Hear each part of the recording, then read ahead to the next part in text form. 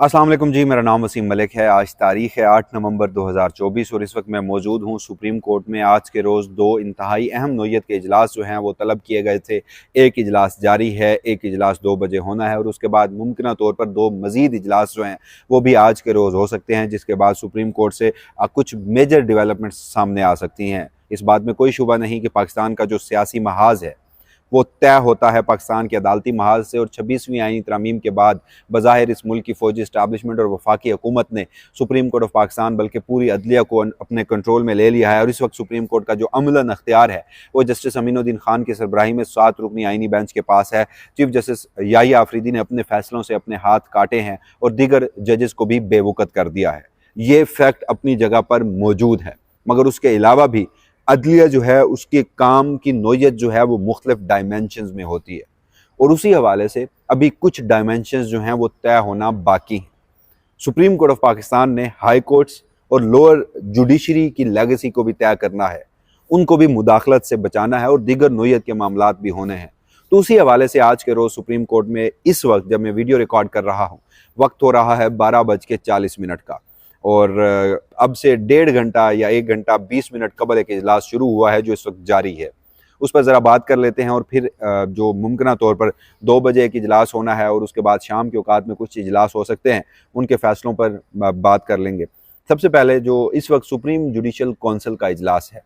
Supreme judicial council आला अदलिया के जजेस से मुताल्लिक जो शिकायत हैं वो सुनती है, जजेस का जो कोड ऑफ कंडक्ट है वो तय करती है। इस्लामाबाद हाई कोर्ट के 6 जजेस ने खत लिखा।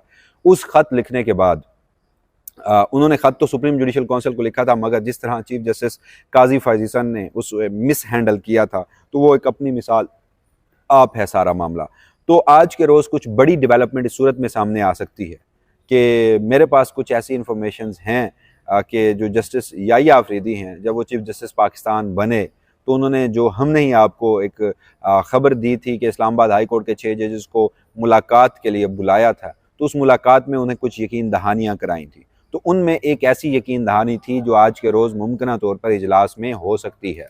यानी उन्हें कहा गया था कि जजेस का जो कोड ऑफ कंडक्ट है उसको हम अमेंड कर देंगे और मुमकिन तौर पर 2 अमेंडमेंट्स इस हवाले से सामने आ सकती हैं। जजेस के कोड ऑफ कंडक्ट में आज के रोज़ ये तय हो सकता है कि जो किसी भी इस मुल्क की, चाहे वो फौजी इस्टाब्लिशमेंट हो, उसके मातहत खुफिया एजेंसियाँ हों, ISI ऑपरेटिव्स हों या कोई भी वो फैक्टर जो इंडिपेंडेंस ऑफ जुडिशरी में हर्डल क्रिएट करता है, अदलिया में मुदाखलत करता है या किसी जज को अप्रोच करता है, तो वो जज पाबंद होगा अपने मुताल्लिका चीफ जस्टिस को बताने का, उसके इल्म में लाने का, उसको नोटिस में लाने का।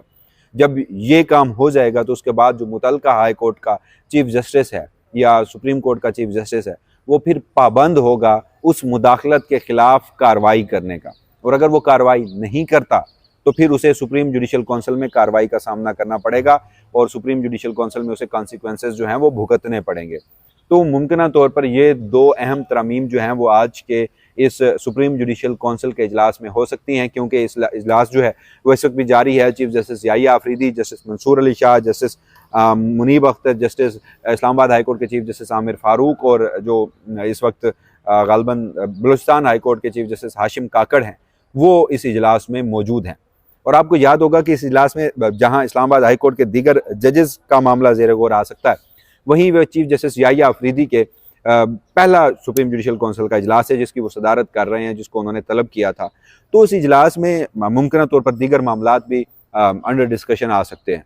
उसमें जजेस के कोड ऑफ कंडक्ट, जजेस के ज़ाब्ता अखलाक के अलावा आपको याद होगा कि चीफ इलेक्शन कमिश्नर और इलेक्शन कमीशन हुकाम के ख़िलाफ़ बड़ी संगीन नोयत की, मुतअद्दिद नोयत की जो मामलात हैं वो पेंडिंग हैं, उसको टेकअप किया जा सकता है, उस पर गौर किया जा सकता है। सुप्रीम कोर्ट के फैसले पर चीफ इलेक्शन कमिश्नर ने अमल दरामद नहीं किया, इलेक्शन कमीशन हुकाम ने अमल दरामद नहीं किया, मुमकिन तौर पर यह मामला वहाँ पर टेकअप हो सकता है।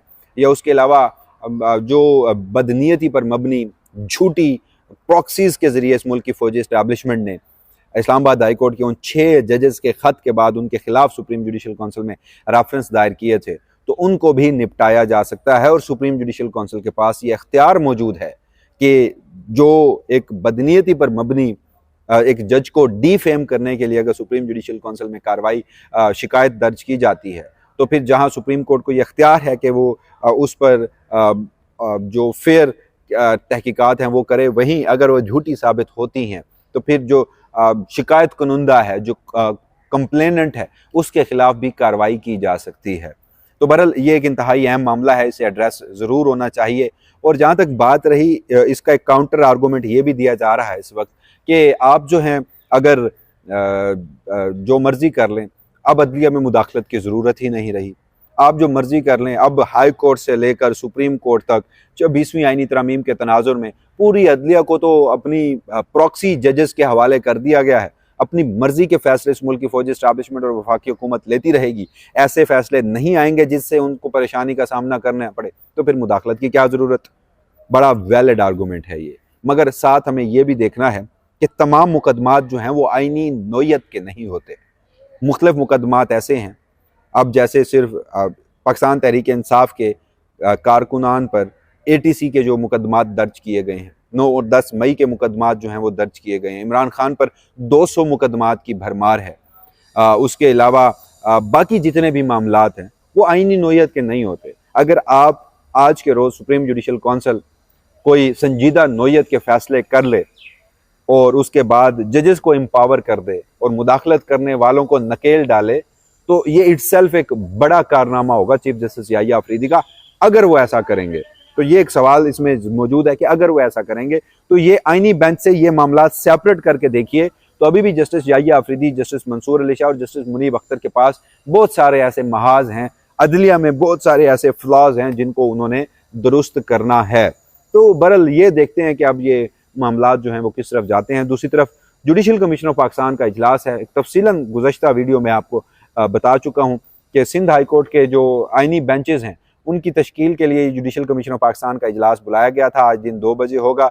जुडिशल कमीशन के वही 13, गुज़श्ता बार तो 12 अरकान थे। अब जस्टिस अमीनुद्दीन खान बेंच के सरबराह बन गए, तो एक और सुप्रीम कोर्ट के सीनियर जज जस्टिस जमाल मंदोखेल जो हैं वो इस कमीशन का हिस्सा हैं। 13 रुकनी ये कमीशन है। जस्टिस जमाल मंदोखेल जो हैं वो इस वक्त चाइना में मौजूद हैं, वो वीडियो लिंक के जरिए इस इजलास में शरीक होंगे। बाकी 12 अरकान यहाँ मौजूद होंगे। आईनी बेंचेस का क़याम जो है वो किया जाएगा सिंध हाई कोर्ट में, और बज़ाहिर चीफ जस्टिस याहिया अफरीदी ने एक मरतबा फिर आईनी तरमीम की तौसीक कर दी है। उन्होंने सिंध हाई कोर्ट को बज़ाहिर रोक दिया है, वो जो आईनी तरामीम के खिलाफ दरख्वास्त सुन रही थी। तो एक चीज़ यहाँ पर बड़ी कैटेगोरिकली मैं अभी इन तमाम तर मामलात को देखते हुए एक बड़ा ही कैटेगोरिकली स्टेटमेंट आपके सामने रख सकता हूँ। वो ये है कि 26वीं आईनी तरामीम पर चीफ जस्टिस याहिया अफरीदी इस मुल्क की फौजी इस्टेब्लिशमेंट और वफाकी हुकूमत के साथ मुकम्मल ऑन बोर्ड है। बाकी मामलात में वो किस हद तक उन्हें टफ टाइम देते हैं, किस हद तक जस्टिस मुनीब और जस्टिस मंसूर के साथ खड़े होते हैं, वो एक अलग बात। लेकिन 26वीं आईनी तरामीम पर मुकम्मल ऑन बोर्ड है। उन्होंने पूरी सहूलतकारी की है। ये सब प्री प्लान था। और इस हवाले से अब देखना है कि आज के रोज़ जुडिशल कमीशन ऑफ पाकिस्तान का जो इजलास है वो बैठता है तो फिर मामलात क्या बनते हैं, आईनी बेंचेस कौन से बनते हैं सिंध हाई कोर्ट में। Supreme Court practice and procedure committee का इजलास भी गुज़श्ता रोज़ होना था, जो कि इतलात ये हैं कि अभी तक नहीं हो पाया। आज के रोज़ Supreme Court practice and procedure committee का भी इजलास हो सकता है और आईनी बेंचेस की प्रैक्टिस एंड प्रोसीजर कमेटी का भी इजलास हो सकता है। तो ये इजलास दोनों अहम है। जस्टिस मंसूर अली शाह इस हवाले से क्या ओपिनियन रखते हैं वो देखना होगा। Justice Munib Akhtar supreme judicial council में और फिर आज जुडिशल कमीशन ऑफ पाकिस्तान में क्या मौक़िफ़ अख्तियार करते हैं वो देखना होगा। तो चीज़ें इस तरफ बहुत हो रही हैं, लेकिन सवाल ये होता है कि अब इन दोनों जजेस के पास क्या अख्तियारात मौजूद हैं, अब इन दोनों जजेस के पास क्या है कि वो क्या कुछ कर सकते हैं। तो इस आर्गूमेंट में भी काफ़ी वज़न है कि जिस तरह चीफ जस्टिस याहिया अफरीदी ने अपने इक़दामात से, अपने फैसलों से अपने हाथ काटे, वहीं सुप्रीम कोर्ट को बेवकूफ़ करके फौजी इस्टेब्लिशमेंट के सामने सरेंडर करवाया, क्योंकि पार्लियामान के सामने, पार्लियामान के ताबे सुप्रीम कोर्ट को करना, सुप्रीम कोर्ट को फौजी इस्टेब्लिशमेंट के सामने फेंकना है और अपनी मर्जी के फैसले लेने हैं। लेकिन सवाल यहाँ पर यह है कि जो आईनी बेंच बना है, उस आईनी बेंचेस में जो जजेस हैं उनमें कोई ऐसा जज नहीं क्योंकि जो बड़ा मजबूत असाब का मालिक जज हो, जो जिसकी कोई जजमेंट हो, जो लैंडमार्क जजमेंट हो, जो बड़ा काबिल हो, जो दीगर मामलात में जो प्रेशर है, जब कोई भी केस की समाअत हो रही होती है तो मल्टीपल फैक्टर्स होते हैं जो जज के ऊपर होते हैं, चाहते ना चाहते हुए। तो ये मुदाखलत नहीं, क्रिटिसिज्म कह लें, दीगर मामलात कह लें, पूरी कौम की नज़र कह लें, तो वो कैसे बर्दाश्त करेंगे। क्योंकि जब मैं ये समझता हूँ कि ये मामलात आइनी बेंचेस में जाएंगे, आइनी तरमीम जाए, मखसूस नशिस्तें जाएँ, फौजी अदालतें जाएँ, कोई भी आइनी नौयत का मुकदमा जाए, जब ये बेंच सुन रहा होगा तो ये अवामी ट्रायल की जद में होगा। तो क्या ये अवामी ट्रायल का सामना भी कर पाएगा? या फिर कुछ जजेस ऐसे भी हैं जिनके बारे में नाम लिया जा रहा है, justice Jamal Mandokhel, justice Musarrat Hilali, justice Naeem Akhtar Awan, उनके बारे में कहा जा रहा है कि वो काजी फजीसा के नीचे कुछ और थे, अब मुमकिन तौर पर शायद वो स्विंग वोटर्स हों, अब वो किसी और तरफ जाएं। तो बहरहाल आगे आने वाले दिनों में कहने का मकसद ये था कि लोग बड़े मायूस हो चुके हैं इस वक्त कि अब कुछ नहीं बचा। ऐसा हरगिज नहीं है, अभी भी बहुत कुछ है, आने वाले दिनों में बहुत कुछ सामने आएगा और इस हवाले से देखते हैं फर्दर क्या डेवलपमेंट होंगी। जो भी होंगी वसीम मलिक अपने इसी प्लेटफॉर्म से आपको आगाह रखेगा। तब तक के लिए मुझे दीजिएगा इजाज़त। अल्लाह निगहबान।